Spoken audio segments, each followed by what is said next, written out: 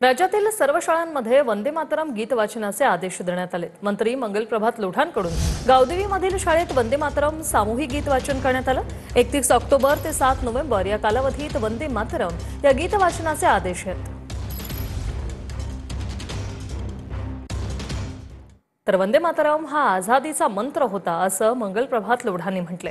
ज्या लोकांनी वंदे मातरमला विरोध केला त्यांनाही चपराक आहे असंही मंगलप्रभात लोढा म्हणतात। कुराण वाचण्याची जबरदस्ती करायची असेल तर पाकिस्तानात जा असंही लोढा म्हणाले। अशा देशद्रोही लोकांची गरज नाही असा टोलाही त्यांनी लगावलाय। मंगलप्रभात लोढा यांनी अबू आझमी कुराणाबाबत केलेल्या वक्तव्यावर ही प्रतिक्रिया दिली आहे। ज्या लोकांनी वंदे मातरमाचा विरोध केलाय त्यांना हा चोख उत्तर आहे। कुराण ज्याने वाचायची असेल त्याने पाकिस्तानमध्ये जावा। जर जबरदस्ती करायची असेल तर इथे असा देशद्रोही देशविरोधी लोकांचा काय काम नाही आहे। मैं जाणून बुजून असा लोकांच्या विरोधामध्ये देशद्रोही शब्द इस्तेमाल करत आहे की जे वंदे मातरम आजादीचे मंत्र या गाण्याचा विरोध करत आहे ते देशाच्या विरोधामध्ये काम करत आहे। तर वंदे मातरम प्रत्येकाने म्हटलं पाहिजे असं मला वाटतं असं महाजन यांनी म्हटलंय। यात कुठल्याही धर्माचा संबंध नाही असं गिरीश महाजन म्हणतात।